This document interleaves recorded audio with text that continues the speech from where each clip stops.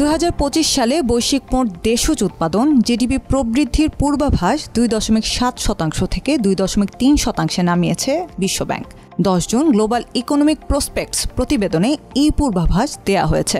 সংস্থাটির মতে 1960-এর দশকের পর অর্থনৈতিক গড় প্রবৃদ্ধিতে সবচেয়ে ধীরগতির রেকর্ড হতে যাচ্ছে এবার।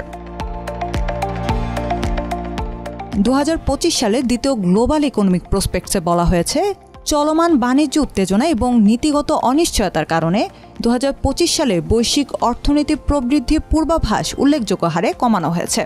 বর্তমান বিশ্ব অর্থনীতির পরিস্থিতিকে দেড় যুগের মধ্যে সবচেয়ে খারাপ অবস্থা বলে অভিহিত করেছেন বিশ্বব্যাংকের প্রধান অর্থনীতিবিদ ইন্দরমিত গিল। তার মতে, কোনো বৈশ্বিক মন্দা না হওয়া সত্ত্বেও এমন পরিস্থিতি সত্যিই বেশ উদ্বেগজনক। চলমান সমস্যাগুলোর সমাধানে দ্রুত পদক্ষেপ না নিলে 2027 সালে জিডিপি প্রবৃদ্ধি 2.6%-এর মধ্যে সীমাবদ্ধ থাকবে বলে পূর্বাভাস দিয়েছে বিশ্বব্যাংক। একই সঙ্গে জীবনযাত্রা মানের উপর গভীর নেতিবাচক প্রভাব পড়তে পারে বলে সতর্ক করেছে সংস্থাটি। ইন্দরমিত গিল বলেন, নীতিগত অনিশ্চয়তা এবং বাণিজ্য সম্পর্কে ক্রমবর্ধমান বিভাজনের কারণে 2025 ও 2026 সালে বৈশ্বিক প্রবৃদ্ধির হার কমার আশঙ্কা রয়েছে। একই সঙ্গে উচ্চ মূল্যস্ফীতির শঙ্কাও তীব্রতর হচ্ছে।